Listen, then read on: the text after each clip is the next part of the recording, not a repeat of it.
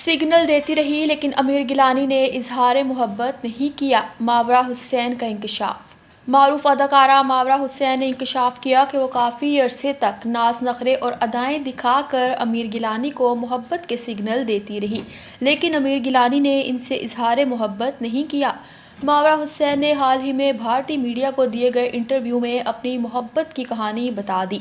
मावरा हुसैन ने बताया कि आमिर गिलानी कदरे शर्मीले शख्स है, वो कम बोलते हैं, इनसे ज़्यादा बोला नहीं जाता। अगर आमिर गिलानी किसी से चंद मिनट बात कर ले तो समझे उन्होंने बहुत ज़्यादा बात कर ली, वो इस कदर खामोश रहते हैं। उन्होंने बताया कि आमिर गिलानी और इनके दरमियान इंतहाई अच्छे दोस्ताना ताल्लुकात थे, लेकिन फिर वो अदाकार को पसंद करने लगी तो उनके सामने अदाएँ दिखाने और नाज नखरे करने लगी ताकि वो समझ जाएं कि अदाकारा इनसे मोहब्बत करती हैं। मेरी जानिब से नखरे दिखाने के बावजूद इनके शोहर ने इनसे इजहार मोहब्बत नहीं किया। अदाकारा के मुताबिक वो खुद भी आमिर गिलानी से डर के मारे इजहार मोहब्बत नहीं कर रही थी, क्योंकि इन्हें यह डर भी था कि अगर ऐसा ना हुआ तो वो एक अच्छे दोस्त से महरूम हो जाएंगी।